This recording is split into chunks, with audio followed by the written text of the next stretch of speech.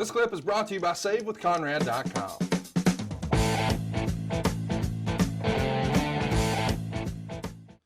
During the pregame show, they have the Ultimate Warrior do an interview, which ends with Goldust blowing the dust in his eyes, which Meltzer said was poorly done. They show Jose Lothario talking to Mad Dog Vachon to set up that Mad Dog is in the building. And then Diesel does a quote unquote fake shoot interview, teasing that since they're live, he can say or do anything he wants. And he called himself the baddest mother trucker in the WWF. And he threatened to do something to McMahon on the pay-per-view.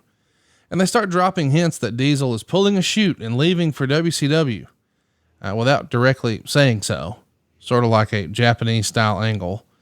And Doc Hendricks announced that Goldust ran away from the Warrior, slipped on water and hurt his knee. But they never acted as if he wasn't going to wrestle on the pay-per-view. And they also had Sonny pretend to flash Phineas Godwin backstage. A lot to unpack here. Do you remember this edgy interview from Diesel? Yeah, and it was, just that. It was to garner viewers and hopefully get last minute viewers go, oh my God, he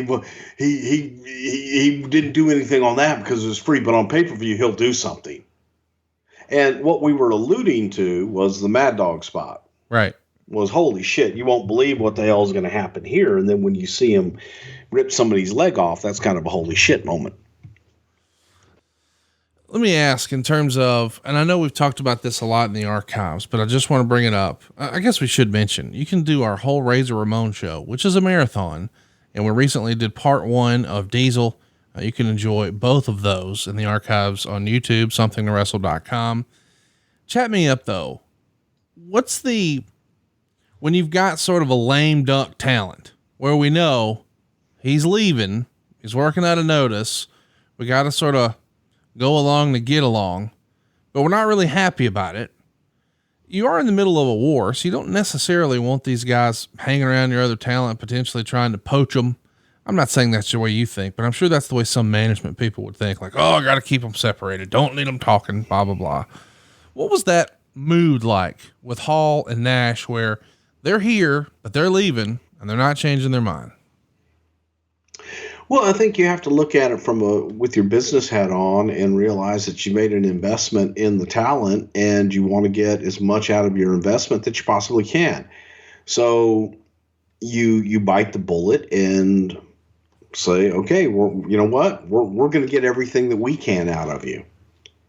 And you move forward and you keep your head down and you do the very best that you can with the talent that you have at the time. And sometimes guys are going to go and they're going to realize that, maybe the grass isn't as green on the other side of the hill. However, you know what? Maybe sometimes it is, but it always isn't manicured as well. And, when you don't manicure your lawn real well all the time, then sometimes you realize weeds start popping up and it takes forever to get that, or it all just goes away. So yeah, it is what it is. Is this a transition for a Manscaped spot? Cause I don't have that in my notes. I was thinking that exact same thing as I was there but that's a whole nother conversation. Hey, it's Conrad Thompson. Thanks for checking out the podcast here on YouTube. Be sure to hit the subscribe button and the notifications bell so you get a notice anytime we upload some new content. And go save yourself some money right now. If you're in a 30-year loan or you have credit card debt, it's not a matter of if I can save you money. It's a matter of how much. Find out right now for free at SaveWithConrad.com.